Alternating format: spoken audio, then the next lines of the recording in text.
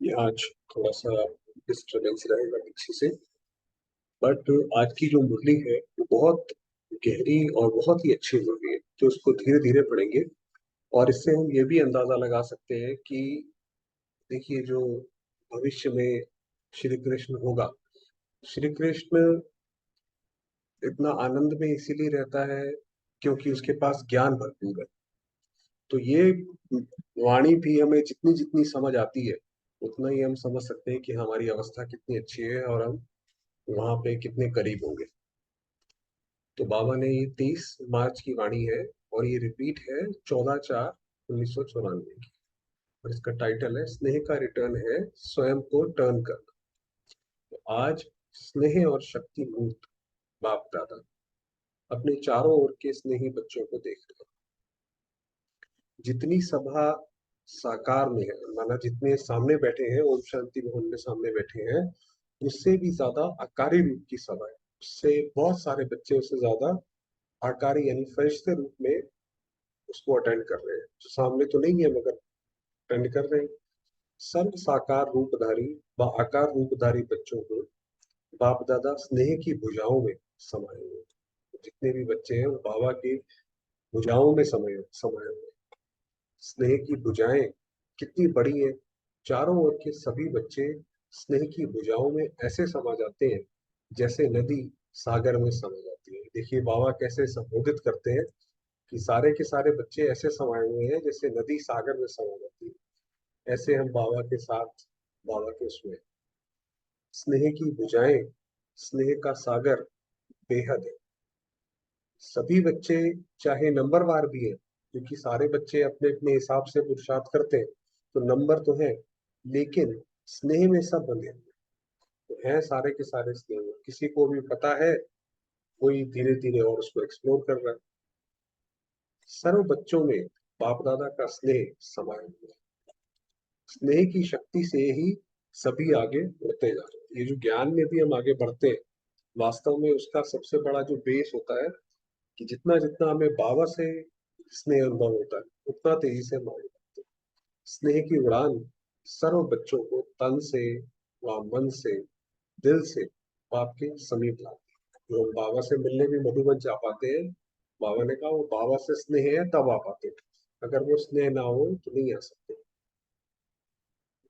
स्नेह का विमान सेकंड की गति से बाप के समीप लाते। ज्ञान, योग, धारणा, उसमें यथाशक्ति नंबर वार है, क्योंकि हर एक का ज्ञान की कैपेसिटी अलग है, हर एक की योग की कैपेसिटी अलग है। वो बाबा ने कहा उसमें यथाशक्ति है, लेकिन स्नेह में हर एक अपने को नंबर वन अनुभव करते हैं। वास्तव में ये तो हमारा भी अनुभव है कि बाबा से जब हमें स्नेह अनुभव होता है, तो ऐसा लगता है कि बाबा सबसे ज्यादा हमें ही प्यार, सिर्फ मुझे ही प्यार करता है, बाकी सारे के सारे दुनिया में सेकंड है।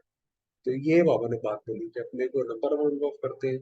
स्नेह सर्व बच्चों को ब्राह्मण जीवन प्रदान करने का मूल आधार है। वास्तव में ये जो ब्राह्मण जीवन ही है, वही जो बात करी, जितना जितना इसको स्नेह प्राप्त है, उतना उतना वो ब्राह्मण जीवन में। अगर सभी बच्चों से पूछे कि निरंतर योगी हो, अब आप देखिए जब बाबा ये मुरली चला रहे हैं, तो बाबा सत्य भी है। आप देखेंगे पूरी मुरली में बाबा कहीं पे भी ऐसा नहीं है कुछ यूं ही बोल दे कि हमारा मन रखने के लिए, ऐसा नहीं है। और उसके साथ साथ हम अपना प्यार भी हम पर लुटाते रहते हैं। तो सभी बच्चों से पूछे कि निरंतर योगी हो, कि हमेशा योग लगा रहता है, निरंतर ज्ञान स्वरूप हो, ज्ञानी नहीं लेकिन ज्ञान स्वरूप हो, कि हमारे जीवन से ज्ञान टपकता हो और लगातार। तो सोचेंगे, कहेंगे, है तो तो बाबा को तो रिजल्ट पता है। तो बाबा ने कहा अगर पूछे तो कहेंगे है तो सही बाबा, यानी थोड़ा सा रहेगा। तो निरंतर धारणा स्वरूप हो तो क्या कहेंगे, लक्ष्य तो है ही, ऐसे कहेंगे बाबा वो तो बनना तो हम चाहते हैं। लेकिन जब पूछेंगे कि निरंतर स्नेही हो, तो कहेंगे हाँ जी, कि बाबा के लगातार बाबा आपको स्नेह करता है, आप बाबा को स्नेह करते हो। चलो याद थोड़ी ऊपर नीचे रहती है, तो बाबा ने कहा उसमें सारे कहेंगे हाँ जी। स्नेह में सभी पास है, कोई पास विद ऑनर है और कोई पास है। स्नेह में बाबा के स्नेह में बाबा ने कहा सारे पास है। कोई ऑनर, आपको भी पता है पढ़ाई होती है विद ऑनर्स, और एक होती है जनरल। तो बाबा ने कहा कोई पास है, कोई पास विद ऑनर है। पास है ना, डबल विदेशी भारत वाले सब पास हैं, अब फॉरेनर्स को भी लगता है कि बाबा तो हमेशा हिंदी में ही बोलते हैं, भारत में ही आते हैं, इसलिए बाबा डबल विदेशियों को भी लेते हैं। पास नहीं होते तो पास नहीं आते। ये जो बाबा के सामने आए हो, ये बाबा बोल रहे हैं, इससे पता पड़ता है कि हम बाबा के पास हैं। पास आना सिद्ध करता है कि पास है। तो हम बाबा की जहाँ पे भी ये मुरली सुन रहे हैं और ये बात हम तक पहुंच रही है, तो इसका मतलब हम बाबा के पास हैं। स्नेह का अर्थ ही है पास रहना और पास होना। एक तो बाबा के मन से भी पास रहेंगे, और बाबा के सामने भी जैसे बार बार जाते रहेंगे, और हर परिस्थिति को बहुत सहज पास करना। कि एक जैसे एक पास के अलग अलग मीनिंग है। एक तो पास फेल पास वाला बताया, फिर एक फेल पास बताया समीपता, और ये पास बताया पास माना क्रॉस कर रहे, तो तीनों ही पास पास पास बताया। तो जैसे हम रात को 9:30 बजे, कल तो हालांकि नहीं हुई, मगर आज कोशिश करेंगे, तो जैसे ब्रह्मा बाबा की हम पढ़ते कि कैसे वो हर परिस्थिति आई और बाबा पार करते चले गए, तो हम भी कोई भी परिस्थिति आए अपना करते चले और पार हो जाए।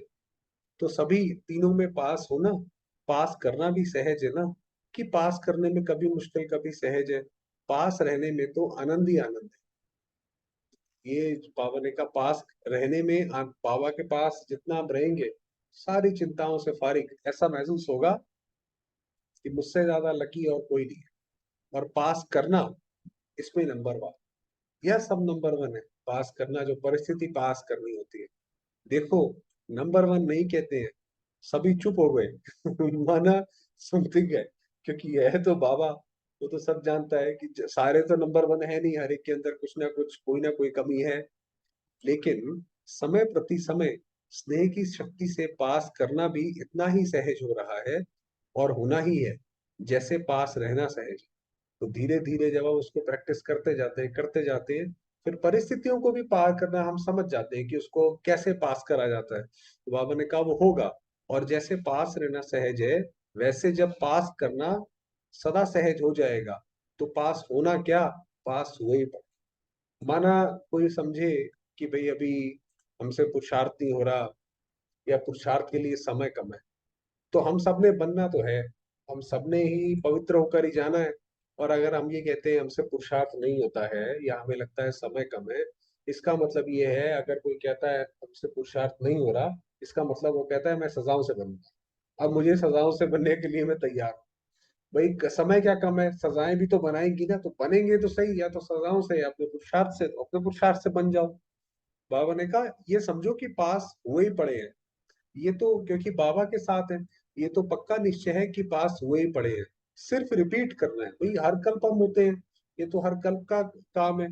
इतना अटल निश्चय है ना, दूर बैठे भी सब नजदीक हो ना, दिल तख्त पर है। बाबा ने कहा ऐसे नहीं सोचो कि ये बहुत दूर बैठे, बाबा के दिल तख्त पर बैठे।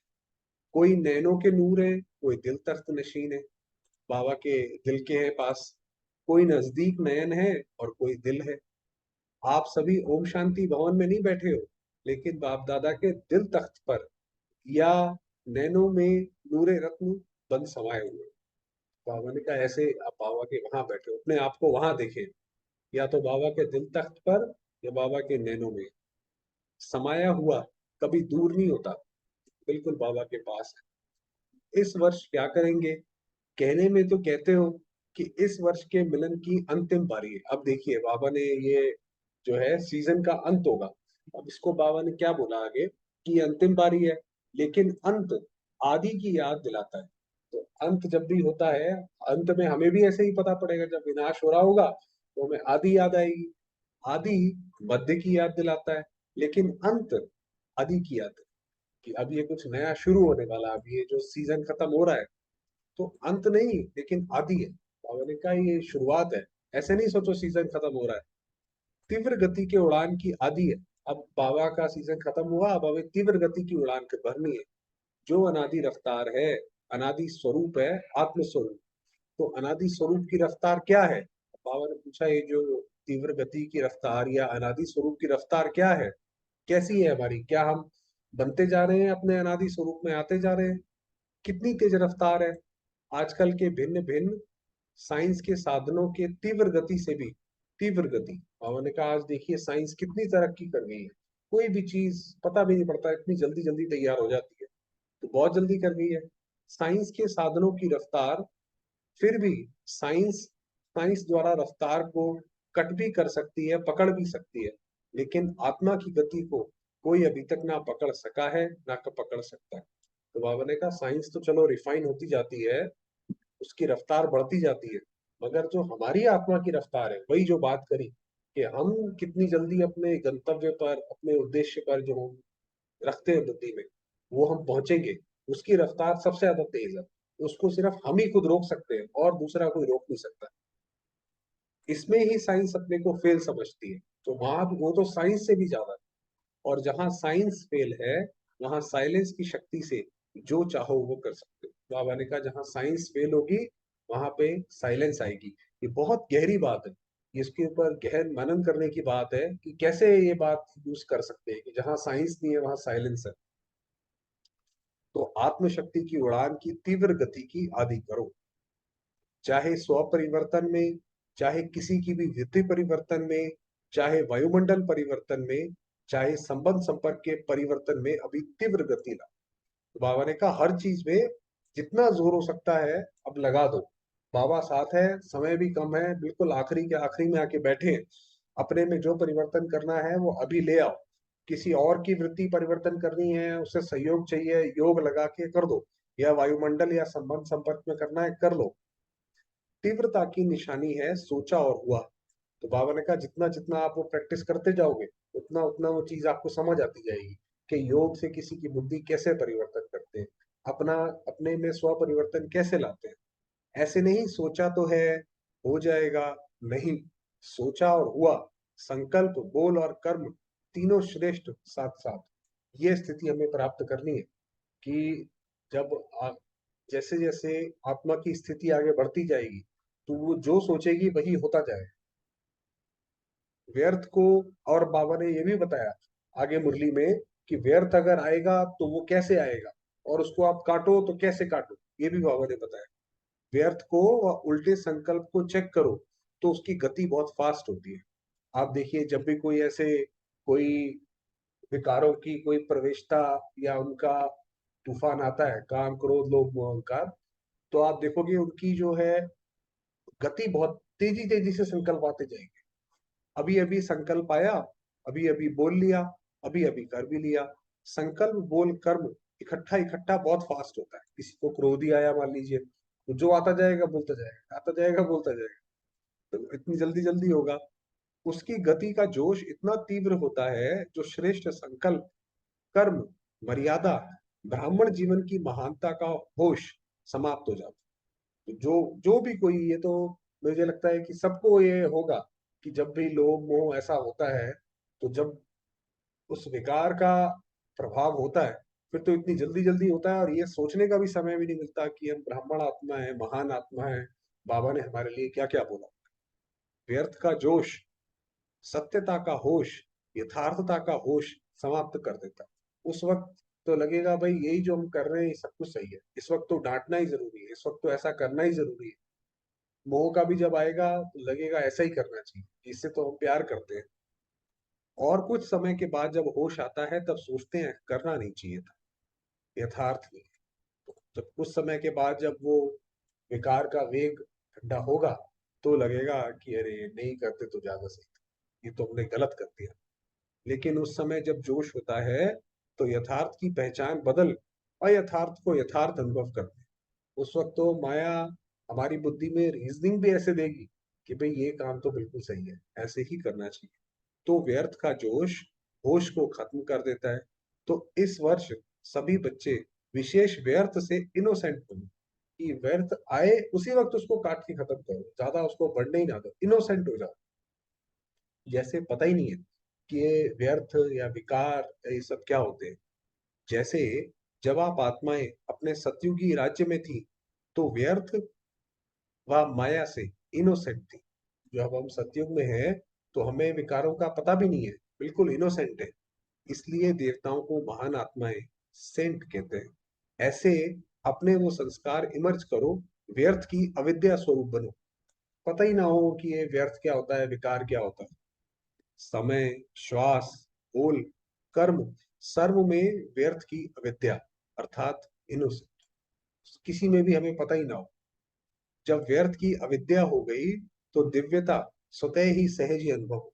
तो फिर आपका मन आपके लिए गवाही देगा कि आप एक दिव्य आत्मा, जो जैसे हम सोमान की प्रैक्टिस करते हैं, जैसे अभी ये हर रोज का हम अलग अलग अलग सोमान ले रहे हैं, तो वो आपका मन उसके लिए गवाही देगा कि आप वाकई में दिव्य हो, और अनुभव कराएगी। तो वही आपको आपका मन ही वो दिव्यता अनुभव कराएगी। अभी तक ये नहीं सोचो कि पुरुषार्थ तो कर ही रहे हैं, पुरुष इस रथ पर कर रहा है, तो पुरुष बन रथ द्वारा कराना, इसको कहा जाता है पुरुषार्थ। क्या होता है, कई बच्चे गिरते रहते हैं, पुरुषार्थ करने की कोशिश करते रहते हैं, फिर गिर जाते हैं, और ये सोचते हैं कि भाई हम तो पुरुषार्थी है ना। पुरुषार्थी का तो मतलब ही होता है करते रहो गिरते रहो। बाबा ने कहा ऐसा नहीं है। पुरुषार्थी का अर्थ है पुरुष मन रथ द्वारा कार्य कराओ। पुरुषार्थ चल रहा है नहीं, लेकिन पुरुषार्थी सदा उड़ रहा है। यथार्थ पुरुषार्थी इसको कहा जाता है। पुरुषार्थ का अर्थ ये नहीं है कि एक बार की गलती बार बार करते रहो और पुरुषार्थ को अपना सहारा बनाओ कि भाई हम तो पुरुषार्थी है ना, संगम पे तो काम ऐसे ही चलेगा। तो उसका ही उल्टा फायदा उल्टा उसका मीनिंग ले लेते हैं। यथार्थ पुरुषार्थी हो, स्वभाव भी स्वाभाविक हो, अति सहज। अभी मेहनत को किनारे करो। तो क्या होता है, मेहनत लगती कब है, जब हमारी बुद्धि ईस्ट में जा रही है और मन हमारा वेस्ट में जा रहा है। मन तो कह रहा है कि दुनिया के सुख अभी ले लो, अभी उम्र है, अभी सब कुछ है, अभी नहीं लेंगे तो कब लेंगे। बुद्धि कहती है भाई विनाश होने वाला है, बाबा आ गया है, यहाँ बुद्धि लगा। तो वो उस कश्मकश में मेहनत होती है। अल्पकाल के आधारों का सहारा जिसको किनारा बनाकर रखा है। अल्पकाल के आधार, चाहे कोई व्यक्ति है, कोई साधन है, कोई किसी का व्यक्ति से होता है। मैं जब भी उदास होता हूँ तो मेरी माँ मुझे बड़ा सहारा देती है, या मेरा युगल से मेरा बड़ा सहारा है, या साधनों से कि भाई हमारा तो बैंक बैलेंस है, ये है वो है, जो भी है। तो उनका सहारा जिसको किनारा बनाकर रखा है, ये अल्पकाल के सहारे के किनारे अभी छोड़ दो। जैसे हमने ब्रह्मा बाबा को देखा कि कोई नहीं, घर भी नहीं है, पैसा भी नहीं है, ऐसा भी नहीं कोई बच्चे सारे के सारे बाबा का साथ दे रहे हैं, बाहर से भी अपोजिशन। एक बाबा, एक बल, एक भरोसा, बस उसके बल पर हम भी वैसे ही चले। जब तक ये किनारे हैं तो सदा बाप का सहारा अनुभव नहीं हो सकता। एक सवाल हमसे पूछते हैं हर एक कोई, ये बाबा का अनुभव क्यों नहीं होता? क्योंकि पिछला हम छोड़ते नहीं, आगे कहाँ से होगा। भाई पंछी ने उड़ना है तो अपनी डाल छोड़ेगा तब तो उड़ेगा ना। अगर वो डाल ही ना छोड़े, ये सोच के मैं गिर जाऊंगा, तो फिर अनुभव नहीं होगा। और बाप का सहारा नहीं है, इसलिए हद के किनारों का सहारा बनाते हैं। तो ये छूटेगा तब वो मिलेगा, या वो मिलेगा तब ये छूटेगा, तो ये दोनों पूरक है। तो बाबा का अनुभव भी तभी होगा, चाहे अपने स्वभाव संस्कारों को, कि भाई मेरा ना स्वभाव ऐसा है कि मेरा ये चीज मुझे पसंद है, उसका हमने एक सहारा बना रखा है कि इसमें हमें आनंद आता है। चाहे परिस्थितियों को, चाहे जो किनारे बनाए हैं, ये सब अल्पकाल के दिखावा मात्र, धोखे वाले।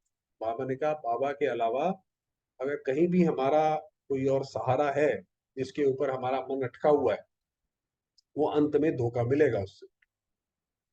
धोखे में नहीं रह जाओ, बाप का सहारा, छत्र छाया। वही जैसे ब्रह्मा बाबा को फॉलो करो। ब्रह्मा बाबा ने किसी को भी नहीं अपना सहारा बनाया। अल्पकाल की बातें धोखेबाज है। भाई अल्पकाल के लिए हम अपने मन को किसी तरह शांत कर लेते हैं, ठीक कर लेते हैं, किसी से बात कर ली, किसी के साथ संबंध में है। कोई कोई तो हल्के फुल्के विकार में भी रहते हैं। तो आपने कहा ये सब धोखेबाज है। माया की बहुत मीठी मीठी बातें सुनते रहते हैं, बहुत सुन चुके हैं। जैसे द्वापर के शास्त्र बनाने वाले, बातें बनाने में बहुत होशियार है। जो द्वापर से हमने जब ये सब बनाया, तो हमने बहुत अच्छे अच्छे भागवत लिखे, कितनी मीठी मीठी बातें बना दी है।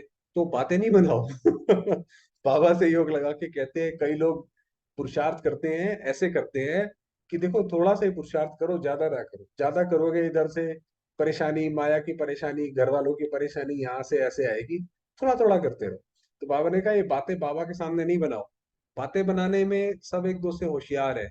ना बातें बनाओ, ना बातें देखो, ना बातें करो। ऐसे नहीं कि अरे भाई कौन करता है, हम तो देखा है वहां पे भी ऐसी दिक्कत है, उनके साथ भी नहीं पूरा करते हैं। अरे कोई करे ना करे, आप अपना करो। तो बाबा ने कहा ऐसे नहीं करो, लेकिन क्या करो, बाप को देखो। ब्रह्मा बाबा ने कैसे करा वो देखो। बाप समान करो, बाप समान बनो। दूसरा बने ना बने उसकी जिम्मेवारी है, या तो फिर तैयार रहो भाई जो दूसरों का होगा वो हमारा भी होगा। जैसे दुनिया में लोग कहते हैं कि भाई कहाँ सरकार पकड़ रही है, जो बाकियों के साथ होगा हमारे साथ भी होगा। ठीक है भाई, वही जब भूकंप आया, कुछ आया, मर गए सारे, तो साथ में वो भी चले गए। वो हमारा हाल नहीं होना चाहिए। जब कोई बात सामने आती है तो बात बनाना सेकंड में आ जाता है, ये इस वजह से हो गया, वो उस वजह से हो गया। क्योंकि माया की गति भी तीव्र है ना।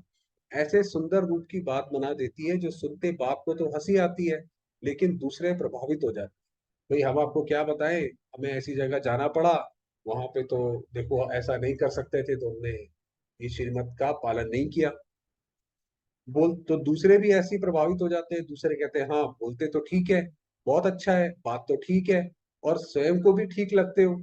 अब जैसे जगदीश भाई साहब को जब बीमारी हुई, तो डॉक्टर ने बोला कि भाई अब ये जो है इनका शरीर बिल्कुल जर्जर अवस्था को जा चुका है, अब ये कभी भी ये शरीर छोड़ सकते हैं। तो लोगों ने बोला भाई जगदीश भाई साहब को पता है कि डॉक्टर ने ऐसा बोला है। उन्हें लगता था भाई ठीक है, ज्ञान सुनना अलग है, अगर कोई शरीर छोड़े, वास्तव में कोई मृत्यु हो दुनिया के हिसाब से, तो बड़ी बात है। तो ये जैसे लगा कि भाई इसमें पुरुषार्थ कैसे काम आएगा, तो जगदीश भाई साहब ने बोला ये गलत बात है, ये आपको पूरा भरोसा नहीं है, ना आपने शिव बाबा को समझा ना मुझे समझा। मुझे किस चीज का डर है, भाई मैं शरीर छोड़ना है, मैंने आज नहीं तो कल छोड़ना है। मुझे इस चीज का क्यों डर है कि अभी मैं शरीर छोड़ने वाला हूँ बीमारी की वजह से। तो ऐसे है। लेकिन समय की तीव्र गति को देख अब इन किनारों से तीव्र उड़ान, इसलिए अब अपना जो है डिपेंडेंसी किसी और के ऊपर ना हो। ये अनेक प्रकार की बातें व्यर्थ रजिस्टर के रोल बनाती रहती है, रोल के ऊपर रोल बनता जाता है, इसलिए इससे इनोसेंट कई लोग अपना ही तरीका ढूंढ लेते हैं कि श्रीमत से बचाव करके और अपने हिसाब से पुरुषार्थ करते हैं, तो वो एक तरीका ढूंढ लेते हैं। इस इनोसेंट स्टेज से बनी बनाई सेवा की स्टेज आपके सामने आएगी। बाबा ने कहा जब आप ऐसे इनोसेंट हो जाओगे तो सेवा की ऑफर अपने आप आएगी, फिर आपको अपने आप चांस मिलेगा सेवा का। इस वर्ष के यथार्थ पुरुषार्थ के प्रत्यक्ष फल की निशानी बनी बनाई सेवा आपके सामने आएगी। तो बाबा ने कहा ये आप चेक करना कि जब आप इनोसेंट हो जाओगे तो आपको अपने आप सेवा की ऑफर आएगी, स्टेज बनी हुई होगी, आप अपना आके अनुभव सुनाओगे। तो वो तब जब इनोसेंट हो जाओगे। व्यर्थ का सामना करना समाप्त करो तो सेवा की ऑफर सामने है। आप सभी सेवा के निमित्त तो अनेक वर्ष बने, अब औरों को निमित्त बनाने की सेवा के निमित्त बनो। तो बाबा ने कहा अब आप ऐसी अपनी स्थिति बनाओ कि आपने तो सेवा कर ली, ये उन बच्चों के लिए जिनको कुछ समय हो गया है। अब बाबा ने कहा दूसरों को लाओ, वीआईपीस को लाओ, वो बोले कि उनका अनुभव कैसा रहा। माइक वो हो, वही माइक वो हो माना वो बोले, और माइट आप हो, आप बैठो साथ में। बहुत समय आप माइक बने, अब माइक औरों को बनाओ। आप माइट बनो, माइट माना ताकत बनो, आपके माइट से माइक निमित्त बने। इसको कहा जाता है तीव्र गति के उड़ान की निशानी। यह है सेवा में जिसकी तीव्र गति होगी वो ऐसी होगी। समझा क्या करना है? तीव्र उड़ान है ना, कि कभी तीव्र कभी स्लो, सदा तीव्र गति के उड़ान से उड़ते रहेंगे। बादलों को देख घबराओ नहीं, ये बातें ही बादल है। अरे हम वहां गए, हमें इसने ऐसा कहा, हमें फला व्यक्ति ने वैसा कहा, हम तो वहां जाके ही फंस गए। तो ये तो बातें जो भी कोई आती है वो तो बादल है। सेकंड में क्रॉस करो, विधि को जानो और सेकंड में विधि द्वारा सिद्धि को प्राप्त करो। एक तरफ है रिद्धि सिद्धि का फोर्स, और आपका है विधि संपन्न सिद्धि का फोर्स। ये जो जादू टोना टोटका दुनिया में, बाबा का एक तरफ उनका है और एक हमारा सिद्धि संपन्न है। रिद्धि सिद्धि है अल्पकाल, और विधि सिद्धि सदा काल के लिए। और हमारा जो है वो टोने टोटके से भी काफी ऊपर है, इसलिए हमें किसी भी चीज से डरने वरने की जरूरत नहीं। बाप दादा अभी ऐसा ग्रुप चाहता है। ये ग्रुप की बात क्या आती है कि जब बाबा ब्रह्मा बाबा के तन में शिव बाबा आए, तो जब बाबा के यहाँ समर्पित हो गए बच्चे, तो वहां ना बहुत सारे बच्चे छोटे छोटे ग्रुप बना लेते थे काम करने के लिए, कि भाई ये बर्तन धोएंगे, क्योंकि 400 भाई बहन, तो बर्तन भी बहुत सारे, हर चीज बहुत सारी होती थी, तो वो छोटे छोटे ग्रुप बना लेते थे। तो वो बता रहे हैं कि बाबा ऐसा ग्रुप चाहता है जो सदा मनसा में, वाणी में, बोल में, संपर्क में, जो ओटे सो अर्जुन। छोटे सो अर्जुन माना जो खुद करे, ये ना इधर उधर नहीं देखे। अर्जुन ने खुद आगे बढ़ा, खुद उसने बोला कि भाई कृष्ण को कि मुझे बीच में ले चलो, सारा उसने खुद करा। मैं अर्जुन हूं, मैं जो करूंगा मुझे देख और करेंगे। तो ये हम उसमें अर्जुन बने। बॉडी कॉन्शियस का मैं नहीं कि मैं करके दिखाऊंगा, वो अलग है। बॉडी कॉन्शियस का तो होता है ना मैं ही कर सकता हूँ, वो अलग है। अगर इसमें हम अर्जुन बने, तो जो ओटे सो अर्जुन जो गाया हुआ है अव्वल नंबर, अर्थात अर्जुन, जो हम कहते हैं भाई मैं आत्मा अर्जुन हूँ, तो इसका मतलब पहले मुझे करना है, दूसरा करे ना करे, इसका ये अर्थ है ओटे सो अर्जुन। अर्जुन अर्थात अलौकिक जन, ऐसा ग्रुप बाप दादा देखना चाहते हैं। बातों को नहीं देखे, दूसरों को नहीं देखे, दूसरे का व्यर्थ नहीं सुने, बस अलौकिक जन। इधर उधर नहीं देखना, इसने किया उसने किया नहीं किया, छोड़ो। संकल्प बोल और कर्म सब में अलौकिक दिव्यता की झलक, इसको कहा जाता है अर्जुन, अलौकिक जन। तो अभी जब हम योग लगाएंगे और अपने आप को अर्जुन अनुभव करेंगे, तो ये उसकी कर्तव्य है। ऐसा ग्रुप इस वर्ष में तैयार होगा कि दूसरे वर्ष में तैयार होगा। जो इस ग्रुप में आना चाहते हैं वह हाथ उठाओ। बाबा ने हाथ उठवाया, मुझे बनना है, मैं अर्जुन हूँ। फिर कोई ऐसा समाचार नहीं आवे, क्या करें, हो जाता है, सरकमस्टांस ऐसे हैं, मदद नहीं मिलती है, दुआएं नहीं मिलती है, सहारा नहीं मिलता है, कि बाबा हम पुरुषार्थ में करना तो चाहते हैं, हमें ये घर वाले सपोर्ट नहीं देते हैं, हमें यहाँ से मदद नहीं मिलती है, कोई सेंटर नहीं है, जो भी है। बाबा ने कहा ये वाला समाचार नहीं लाना, जिन्हों को कुछ समय चाहिए वे हाथ उठाओ। फिर बाबा ने कहा अच्छा ठीक है, जिसको समय चाहिए वो हाथ उठाओ, जिसको लगता है अभी तो नहीं कर सकते बाबा, अभी तो हमारे अंदर इतनी शक्ति नहीं है, एक दो मास चाहिए व एक वर्ष चाहिए, जो भी ग्रुप आवे उनसे पूछना, फिर रिजल्ट सुनाना।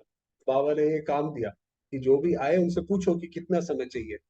टीचर्स तो पहले, बाबा ने टीचर्स को पकड़ा, टीचर्स तो पहले, क्योंकि जो निमित्त बनते हैं उनका सूक्ष्म वायुमंडल वाइब्रेशन जरूर जाता है, जो निमित्त आत्मा है उसका वाइब्रेशन दूर तक जाता है। पदम गुणा पुण्य भी मिलता है और पदम गुणा निमित्त भी बनते हैं। और शब्द तो नहीं बोलेंगे ना, टीचर बनना बहुत अच्छा है, गद्दी तो मिल जाती है ना, दीदी और दादी का टाइटल मिल जाता है ना, लेकिन जिम्मेवारी भी इतनी है। बाबा ने कहा जिम्मेवारी भी इतनी है, इस वर्ष में कुछ नवीनता दिखाओ। बाबा ने कहा कुछ नवीन करके दिखाओ। ये नहीं सोचो हाथ तो अनेक बार उठा चुके हैं, जैसे बच्चों के संकल्प चलते हैं कि बाबा हाथ तो हर बार ही उठवाते हैं, तो बाबा ने कहा ऐसे नहीं सोचो कि हाथ तो उठा चुके हैं, प्रतिज्ञा भी बहुत वर्ष कर चुके हैं। ऐसे संकल्प ना सूक्ष्म में आए ना औरों के प्रति आए, औरों के प्रति भी नहीं। अरे इन्होंने हाथ उठाया, ये तो हर बार ही हाथ उठाते हैं, कुछ होता तो है नहीं, ये वैसे के वैसे नहीं, ऐसे नहीं। ये संकल्प भी ढीला करता है, ये तो चलता ही आता है, ये तो होता ही रहता है, ये वाइब्रेशन भी कमजोर बनाता है। हम ऐसे कभी ना सोचे भाई हम तो हमेशा ही प्रैक्टिस करने की कोशिश करते हैं, होता कुछ है नहीं है, ऐसे नहीं। दृढ़ संकल्प करो तो दृढ़ता सफलता को अवश्य लाती है। कमजोर संकल्प नहीं उत्पन्न करो, उनको पालने में बहुत टाइम व्यर्थ जाता है। ये कमजोर, जैसे ये कमजोर संकल्प है कि हमसे तो होता है ही नहीं है, लगता है हमारा तो पुरुषार्थ ही, हमारा तो पार्ट ही कुछ नहीं है, चलो भाई हल्के पार्ट से ही समझौता कर लिया। बाबा ने कहा नहीं, उत्पत्ति बहुत जल्दी होती है, 1 सेकंड में 100 पैदा होते हैं, व्यर्थ जो होते हैं बाबा ने कहा बहुत जल्दी पैदा होते हैं। और पालना करने में कितना समय लगता है, क्योंकि अगर कोई संकल्प हमने पैदा कर लिया, तो जैसे बच्चे को हमने पैदा कर दिया, तो फिर उसको पालना भी पड़ेगा, फिर वो संकल्प थोड़ा थोड़ा आगे बढ़ता है, उसको पालना करनी पड़ती है, फिर मिटाने में भी मेहनत लगती है, फिर मेहनत लगती है कि भाई ये व्यर्थ हटाओ, समय भी लगता है, और बाप दादा के वरदान और दुआओं से भी वंचित रह जाते हैं। तो जितना समय व्यर्थ में है, तो बाबा से कनेक्शन तो खत्म हो गया, क्योंकि तो व्यर्थ में चले गए, सर्व की शुभ भावनाओं की दुआओं से भी वंचित हो जाते हैं। तो शुद्ध संकल्प का बंधन घेराव ऐसा बांधो सबके लिए। तो बाबा ने कहा ये जो शुद्ध संकल्प का घेराव, अभी जैसे ये योग भट्टी ही है, तो ये शुद्ध संकल्पों का घेराव है। हम लोग कोशिश करते हैं भाई हर थोड़ी देर में हम किसी शुद्ध संकल्प में रहे, तो ऐसा डालो, चाहे कोई थोड़ा कमजोर भी हो, उनके लिए भी ये शुद्ध संकल्पों का घेराव एक छत्र छाया बन जाए। भाई कोई कोई इस ग्रुप में है, बेशक वो दिन में एक बारी ही व्हाट्सएप खोलते हैं और थोड़ा सा ही पढ़ते हैं, चलो उतनी ही उनको मदद मिलती है, तो उनके लिए भी वो एक छत्र छाया है, सेफ्टी का साधन बन जाए, किला बन जाए। शुद्ध संकल्प की शक्ति को अभी कम पहचाना है, बाबा ने कहा भी आपने पहचाना नहीं है। एक शुद्ध व श्रेष्ठ शक्तिशाली संकल्प क्या कमाल कर सकता है, इसकी अनुभूति इस वर्ष में करके देखो। बाबा ने कहा ये तो ये प्रैक्टिकल करने की चीज है, ये तो सुन लिया ठीक है भाई, संकल्प इतने शक्तिशाली है, हम अर्जुन है, बाबा हमारे साथ है, उसको करके तो देखो, बाबा साथ है तो उसका अर्थ क्या है। पहले, अब बाबा ने बताया कि वो प्रोसेस कैसे चलेगा। पहले अभ्यास में युद्ध होगी, जब हम व्यर्थ को काटेंगे, जब हम ऐसी स्थिति बनाएंगे तो अभ्यास में युद्ध होगी। व्यर्थ संकल्प शुद्ध संकल्प को कट करेगा कि भाई हम सोचेंगे हम चलो कल से पुरुषार्थ करते हैं, फिर व्यर्थ आएगा, अरे छोड़ो क्यों इतनी मेहनत करने की जरूरत है ना। तो व्यर्थ संकल्प पहले कट करेगा। जैसे कौरव पांडव के तीर दिखाते हैं ना, तीर तीर को रास्ते में ही खत्म कर देता है। तो संकल्प संकल्प को खत्म करने की कोशिश करता है, करेगा। ये बाबा ने पहले बताया कि आप कुछ करोगे तो पहले दूसरा संकल्प भी आएगा, लेकिन दृढ़ संकल्प वाले का साथी बाप। मगर हम याद रखें कि हम अर्जुन है, हम पांडव हैं, हमारी विजय निश्चित है। तो धीरे धीरे करते करते निकल जाओगे, वरना यही सोचते रहोगे कि ये मुझे मदद दे, वो मुझे मदद दे, तब मैं पुरुषार्थ करूं, तब मैं आगे बढ़ूं। तो हमें आगे बढ़ना है तो सिर्फ उसमें और कोई रुकावट नहीं डाल सकता सिवाय हमारे। चलिए, बाकी समय हुआ है, थोड़ा वरदान पढ़ के फिर। मुरली तो बहुत अच्छी है। वरदान दिया अभ्यास की एक्सरसाइज द्वारा, वही कि अभ्यास करें उस चीज को। सूक्ष्म शक्तियों को जीवन में समाने वाले शक्ति संपन्न भव। ब्रह्मा माँ की बच्चों में रूहानी ममता है, इसलिए सूक्ष्म स्नेह के आह्वान से बच्चों के स्पेशल ग्रुप वतन में इमर्ज कर शक्तियों की खुराक खिलाते हैं।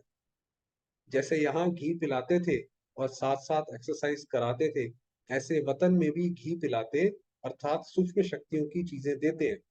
तो बाबा आह्वान करते हैं, हमारा भी आह्वान करते हैं। अगर हम अमृत वेले उठते हैं, सारी धारणाओं पे चलेंगे, तो हम भी वहां पहुंच सकते हैं। और अभ्यास की एक्सरसाइज भी कराते हैं, तीनों लोकों में दौड़ की रेस कराते हैं, भाई योग लगाओ, तीनों लोकों में जाओ, जिससे विशेष खातिरी जीवन में समा जाए और सभी बच्चे शक्ति संपन्न हो जाए। स्लोगन दिया, स्वमान में स्थित रहने वाली आत्मा, ये जो हम रोज का स्वमान हमारा हम फॉलो कर रहे हैं, दूसरों को भी मान दे, आगे बढ़ाती है। ये भी देखिए कमाल है कि हमारा जो सम्मान चल रहा है उसी के ऊपर बाबा ने दिया कि दूसरों को भी सम्मान दो तो आपको सम्मान मिलेगा। Yes, चलिए बाबा।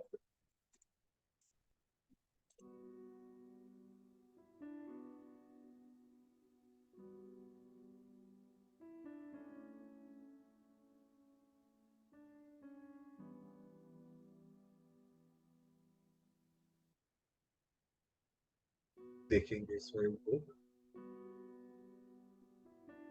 आप में।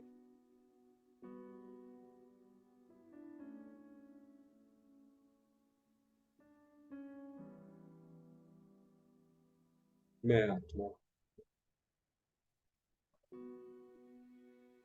शिव शक्ति पांडव।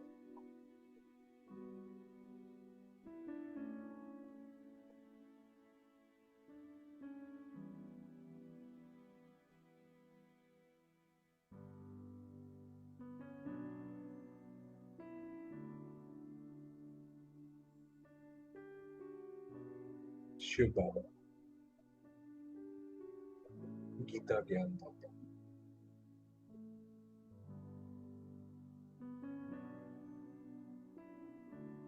मेरे गुरु सतगुरु।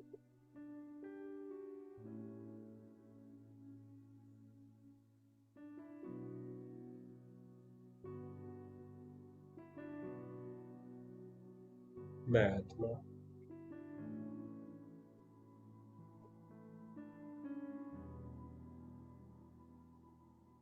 उनकी छत्र छाया के नीचे।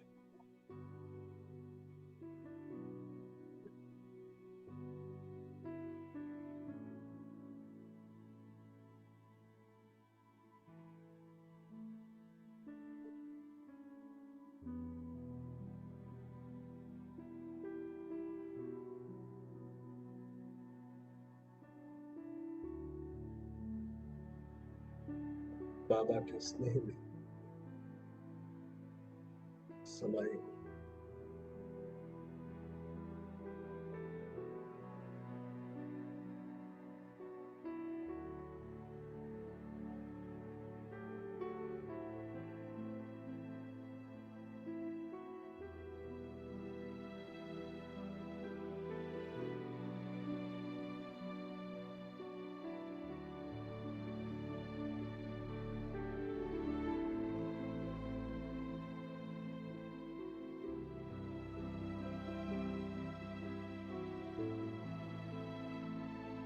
ज्ञान अर्जित करने वाले हैं।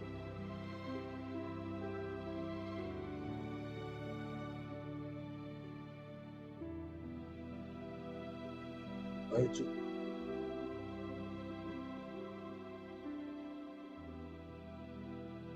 पांडव।